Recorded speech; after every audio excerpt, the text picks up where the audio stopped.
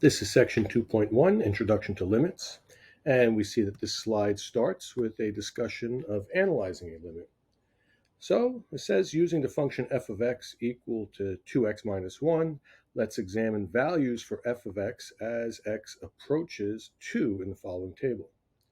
So just a recall, f of x represents y values, and approaches is a word important when discussing limits. So let's look at this. From this table, I'm at 1.5, 1.9, 1.99, 1.999. We can say that x is approaching 2 from the left-hand side of the number line. And now we can go to this end of the table and say we're at 2.5, 2.1, 2.01, 2.001. Here we can say that x is approaching 2 from the right-hand side of the number line. And in between here, we are squeezing the number 2, and we can squeeze it as tightly as we want.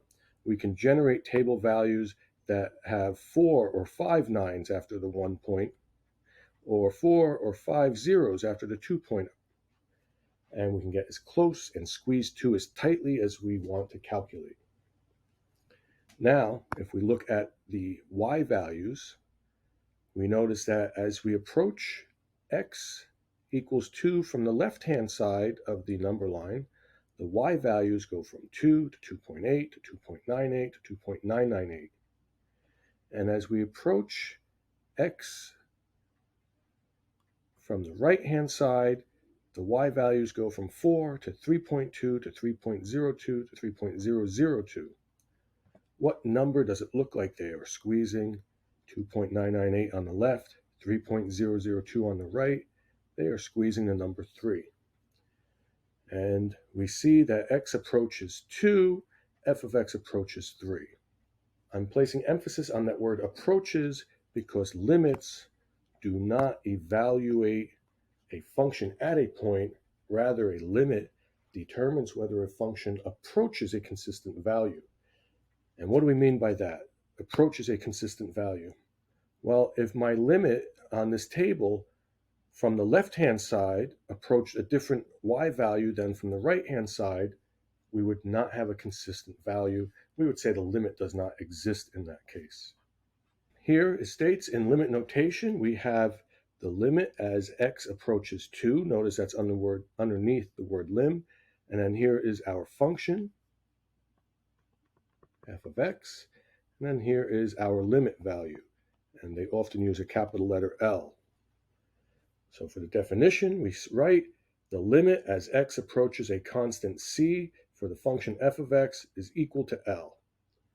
Or as x approaches c, then f of x approaches L. If the functional value of f of x is close to the single real number L, whenever x is close to but not equal to c on either side of c, we have a limit that exists. And this graph here is showing as x values squeeze the number 2, the y values are squeezing the number 4, and this time they're looking at a function x plus 2. So that function does not match the 2x minus 1 here that we saw on the previous slide. This drawing is using a different function. So before we start evaluating limits, we have to look at some other types of limits. There are one-sided limits. Notice there is a negative in the superscript here. This is read as the limit as x approaches c from the left, and that's what's here in red. Down below, we have a plus in the superscript of c, and we would read this as the limit as x approaches c from the right. And in order for the limit as x approaches c to exist,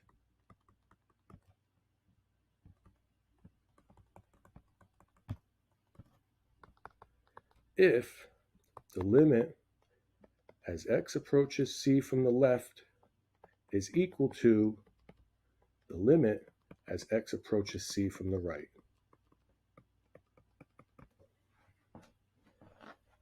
If these two are equal, then the limit exists. If these two are not equal, then the limit is dne.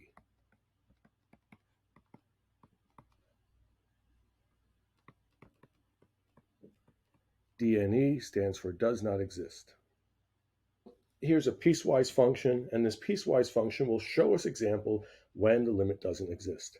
So here on the first line, it says the limit as x approaches 2, there's a negative in the superscript, so we find 2 on the x-axis, and we say from the left-hand side, that's this branch of the function. And if we trace the graph from the left-hand side, we see that the y value is approaching 2. Now we have to do as we approach 2 from the right-hand side of the number line. Well, from the right-hand side, we look up and we see this is the branch that we have to trace. And we say, well, let's trace that. As we get closer and closer to 2, what is the y value we're approaching? And we see that it is 5. That is our second line here. Notice that the limit from the left-hand side does not equal the limit from the right-hand side. Left-hand side limit is not equal to right-hand side limit. Therefore, the limit as x approaches 2, notice I'm not using a superscript of positive or negative. I'm just saying as x approaches 2, that means both sides simultaneously, for f of x is equal to dne, meaning that the limit does not exist. And that is because we're getting a different left-hand side limit and right-hand side limit as we approach the same x value. Here are a list of limit properties. So this is the way the textbook outlines them in the slide, and this is how it is actually printed in the textbook. So we let f and g be two functions, and we assume that as x approaches c, that f of x has a limit of L, and as x approaches c, g of x has a limit of m. L and m are real numbers, meaning that both limits exist. Then we can say the limit of k is equal to k for any constant. Well, let's look at this first property.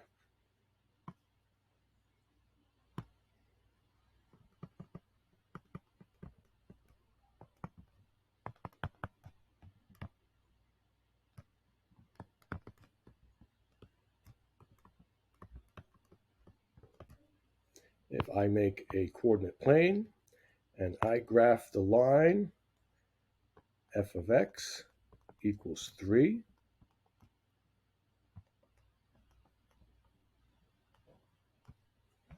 well, we have a horizontal function.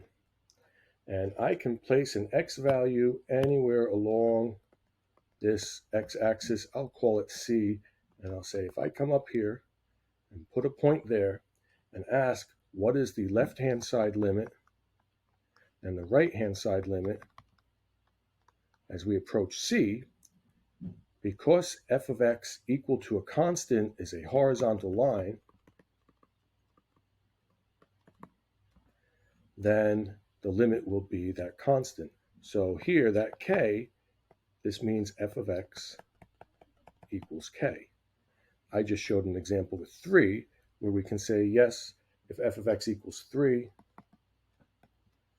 as x goes to 2, it doesn't matter what value c, the limit is always going to be 3 because my function is a horizontal line. So I can put a c value anywhere, and the y value will always be 3. Well, they're saying this here, but with k, saying that k is any constant, and no matter what constant it is, it will create a horizontal line for its graph. So the limit of a constant is that constant. The limit of x is going to be whatever constant x is approaching. So rule number 2, let's look at that one.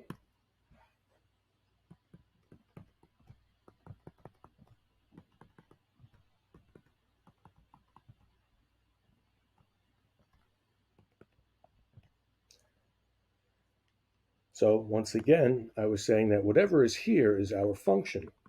So that is the function f of x equals x. And don't forget, we said f of x is y. So we could say this is y equals x. And if I were to graph y equals x,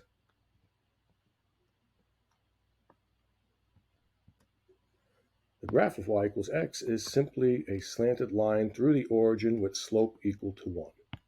So if I go to 1, remember y equals x means that point is 1, 1. And if I'm approaching that from the left-hand side with my limit, from the left-hand side, I'm approaching y equals 1. From the right-hand side, I'm approaching y equals 1. So we're squeezing that value. And if I go all the way down to 6, put my point on there, the limit from the left-hand side of 6 is approaching y equals 6. The limit from the right-hand side of 6 is approaching y equals 6. So the limit of x as x approaches a constant c is always that constant, and that is because our function is f of x equals x, which means y equal to x, and that is our second property. So each of these properties we could make sense of through graphing and tracing the graph from the left and tracing the graph from the right and seeing what it squeezes for various cases, and that allows us to make this general rule. So for rule 3, we are taking the functions inside of the limit and separating them as two separate limits. So rule number 3 says the limit of a sum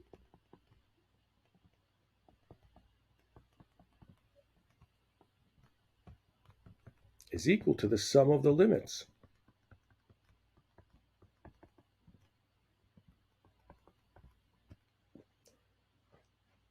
This is the limit of a sum, and this is the sum of the limits. And what that means is if I were to take the limit as x goes to 1 for 3x squared plus 2x minus 7, it would be the same as evaluating the limit as x goes to 1 for 3x squared and adding to that the limit as x goes to 1 for 2x and adding to that the limit as x goes to 1 for negative 7. The limit of a sum is equal to the sum of the limits. And number 4 says the limit of a difference is equal to the difference of the limits. Number 5 says if you have a constant multiplier on a function, you can factor it out in front of the limit, evaluate the limit of f of x, and then multiply that k back to your limit value. Number 6 says that the limit of a product is equal to the product of the limits. And number 7 says the limit of a quotient is equal to the quotient of the limits as long as the denominator limit is not 0. And number 8, this rule says the limit of an nth root of f of x is equal to the nth root of the limit of f of x. So if we can find the limit of f of x without the radical, we can do that first, and after we get that constant, take the nth root of it. And this is only true if the limit is a positive number when the nth root is an even number. Square roots, fourth roots, sixth roots can't exist for negative numbers. Negative numbers for the limit is okay if we're talking about odd degree roots, such as third root, fifth root, seventh root. So here's an example. We see that we start with this limit, the limit as x goes to 2 for x squared minus 3x. They split it up into the limit of x squared, and then they subtract the limit of 3x, and they find each limit using direct substitution.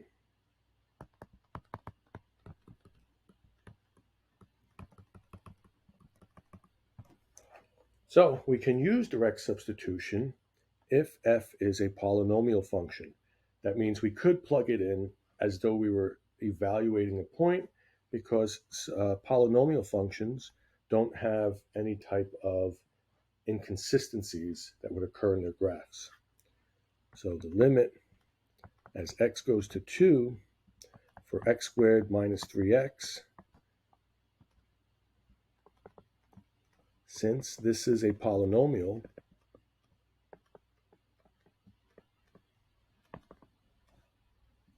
we can evaluate by direct substitution.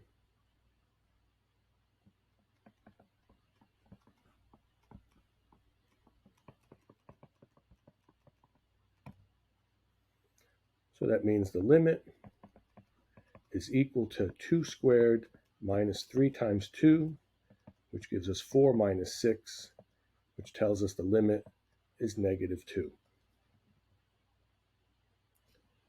This is also true for rational functions as long as we get a non-zero denominator. So if we do get 0 in the denominator, then we must evaluate by another method because the limit may or may not exist.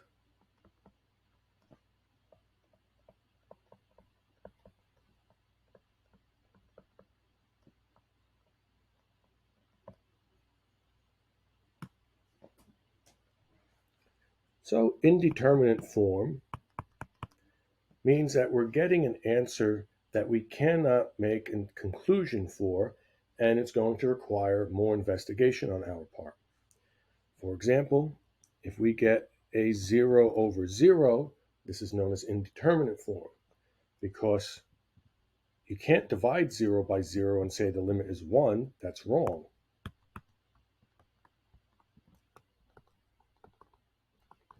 A limit equal to 0 over 0 may or may not exist,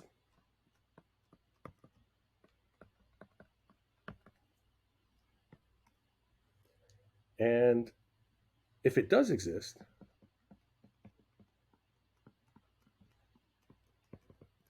there's no way of telling what the value will be until we use some other technique.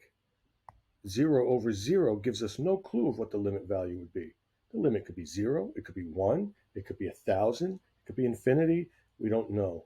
We need to do some further investigation.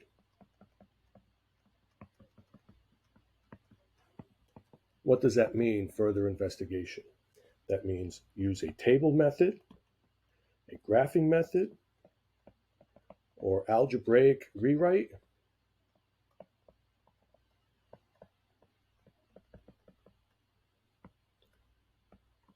and see what type of result we get to say whether the limit does or does not exist, and if it does exist, what the answer would be. So if we look at this one, we have the limit as x goes to 2 of x squared minus 4 over x minus 2. And if we plug 2 into this, if we use direct substitution,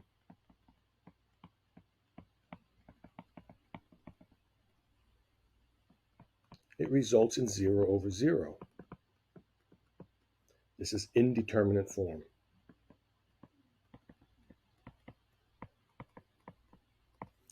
Plug 2 in for x, you get 2 squared minus 4 gives you 0 in the numerator. Plug 2 in for x, you get 2 minus 2 in the denominator, you get 0 over 0. So an algebraic method is to factor. Notice that when you factor, the x minus 2's cancel. And we're left with what is the limit as x goes to 2 for x plus 2. And the limit becomes 4. This limit applies to this problem. We've reduced the problem, we've reduced the fraction so we can evaluate it and get an answer, but that limit applies to this original problem. The limit as x approaches 2 of x squared minus 4 over x minus 2 is 4.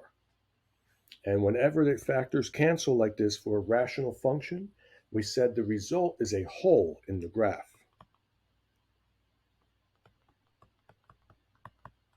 So if we were to graph this,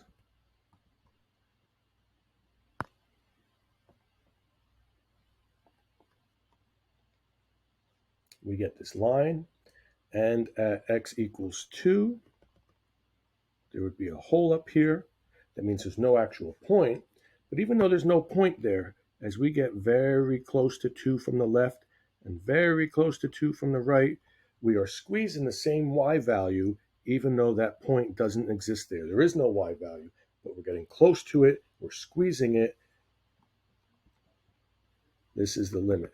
That's where the hole is.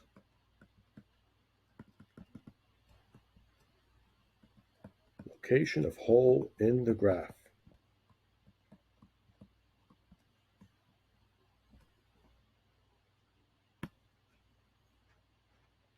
Here is something called a difference quotient. Difference quotients are limits that are going to prepare us for another topic in calculus. That topic is called a derivative. But before we get to that, we will learn to use the difference quotient. It will become instrumental in learning some new techniques in calculus. So we're going to let f of x equal 3x minus 1. The first thing we want to do is evaluate f of a plus h. So f of a plus h means replace the x variable with a plus h, and then we have minus 1. And then here we have f of a, so that will equal 3 times a minus 1. And if we take these two and plug it into this limit, we get the limit as h approaches 0 of 3a plus h minus 1, subtract 3a minus 1, all over h. And now we just want to apply some algebra and simplify this expression. Distribute the 3 through the parentheses, and we have 3a plus 3h minus 1. Distribute this negative through, minus 3a, and negative times negative 1 is plus 1, all over h. And we'll continue to simplify our limit with each line. We see that 3a and negative 3a cancel. We see that negative 1 and positive 1 cancel. And we're left with 3h over h. We see that these h's are going to cancel. And we get a limit of 3. And this is the constant rule. The limit of a constant is that constant no matter what value the limit is approaching.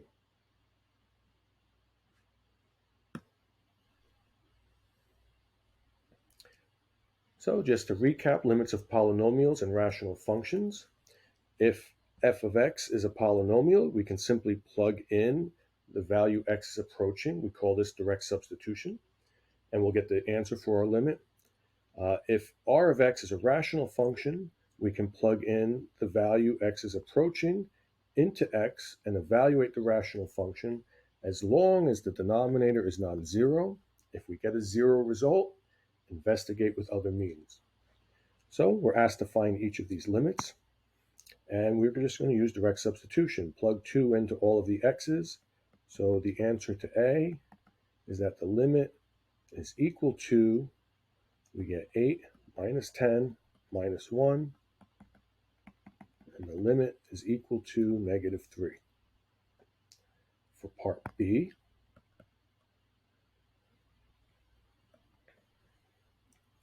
we can take the square root of the limit as x approaches negative 1 for 2x squared plus 3. This was one of our other properties. We took the radical and we moved it outside and applying it to the limit after we evaluate it. And now this is a polynomial again. We can just plug right in. So we get 2 times negative 1 squared plus 3. That gives us 2 times 1 plus 3. We have 5.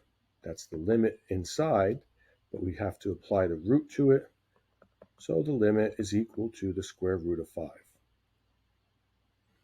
For part C, we have a rational function. We're going to try plugging in that 4. And as long as we don't get a 0 in the denominator, then we can keep the answer. Because rational functions are made up of polynomials in the numerator and the denominator, we're allowed to plug in as long as we don't get a 0 in the denominator. So plugging in 4 gives us 8 in the numerator and 13 in the denominator, so the limit is 8/13.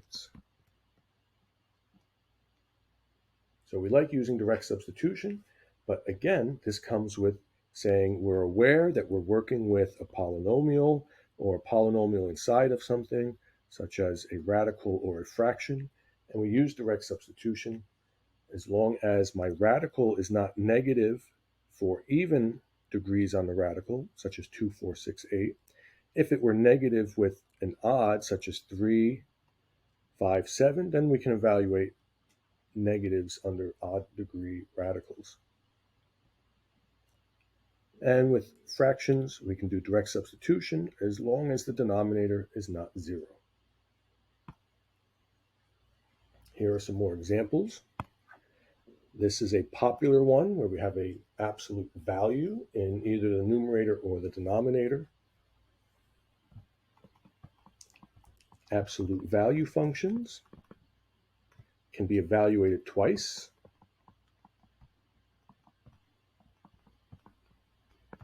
Because they are actually piecewise. So if I have the absolute value of x equals 8, that means that x equals 8 or x equals -8. So I can take the positive or the negative of the expression inside because the absolute value changes it to a positive. Great. Let's apply this algebraically. So I can take the limit as x approaches 2 for x minus 2 over everything inside the absolute value with a positive, and then the limit as x approaches 2 of x minus 2 over everything inside the absolute value with a negative. Now, as x approaches 2 from the left, that would give us the negative. So we're going to put a left up here. And as absolute value, as x approaches 2 from the right, that would give us a positive. So we have these two one-sided limits, and if they are equal, then the limit exists. So we see that x minus 2 cancels, and this means the limit is equal to positive 1. And here we see the x minus 2 cancels, and the limit is equal to negative 1. The left-hand side is not equal to the right-hand side limit, so the limit equals dne. And you can test this out in other ways. You can make a table of values and choose x values and f of x values, and you would choose the values on the left and right of 2. So 1.9, 1.99, 2. This is the limit value we're trying to solve for. And then 2.001 and 2.01. And you can plug these into a calculator, go to y equals, let's put parentheses, x minus 2, that's the numerator, divide.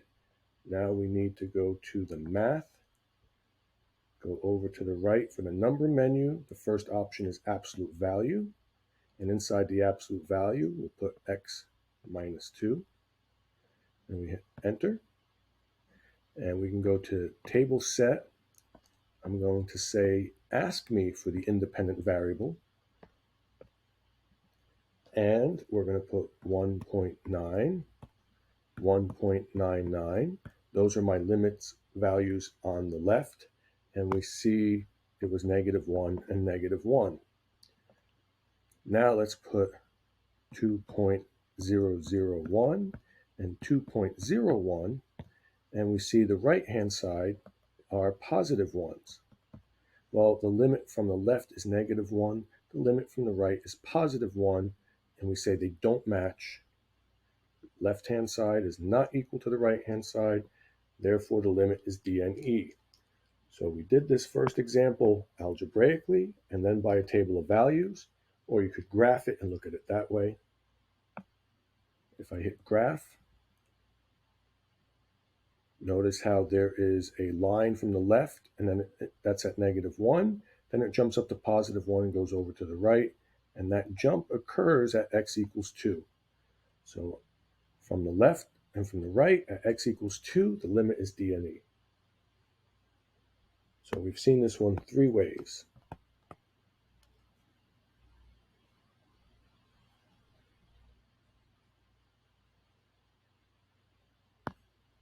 So up here we have a piecewise function, and we can look at these limit questions. Notice A says find the limit of f of x as x approaches 2 from the left, because there's a little minus in the superscript. Well, the left of 2 is less than 2, and that's this definition. So if we're on the left of 2,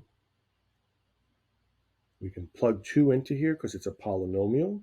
It's not going to be equal to the value we get, but it's going to be approaching that value. So plugging 2 in gives us 5. So we are approaching 5.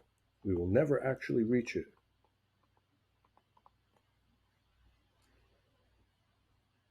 And then down here on part B, it says we're approaching 2 from the right. So it means value is greater than 2.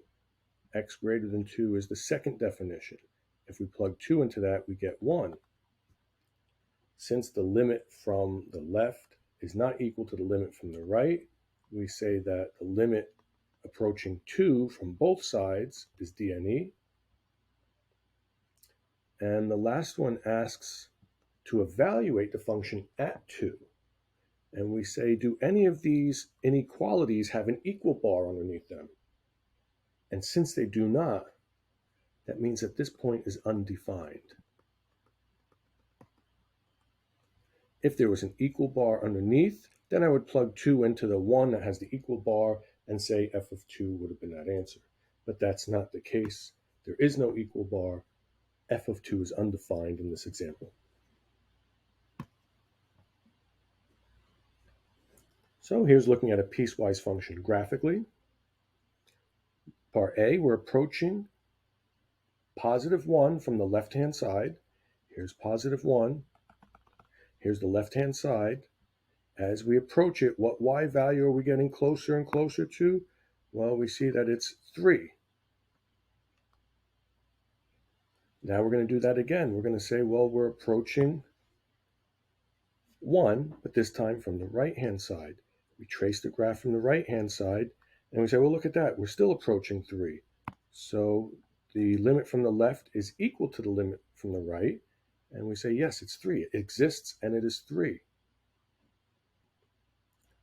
Now, these are limit questions. If they were to ask us to evaluate f of 1, we would say undefined, because that is an open circle, which means there's no point.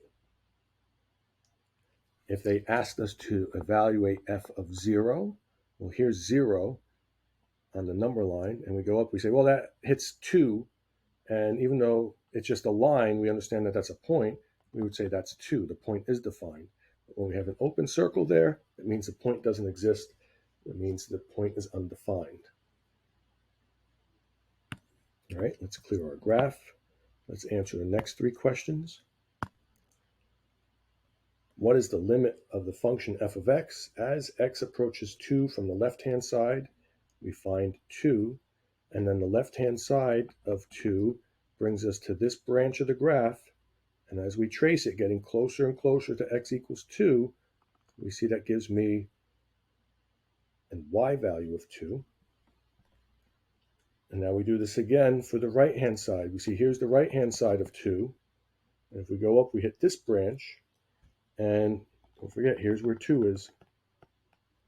As we approach 2 from the right-hand side, we're getting closer and closer to y equals 5. The left-hand side limit is not equal to the right-hand side limit, so we would say the limit as x approaches 2 from both sides is dne. It does not exist. Now, going back to what I did up here, if they asked us to evaluate f of 2, let me clear my markings out.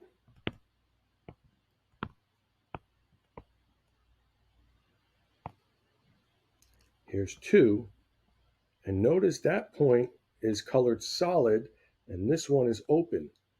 That is the y value that we would associate with this. We say that f of 2 is defined. Defined and equals 2. So in those piecewise graphs, you have to look for those open points and those closed points. Closed points are defined, open points are undefined. So that is the end of this lesson. Watch the video, take notes, work on the practice problems, and come to class with questions.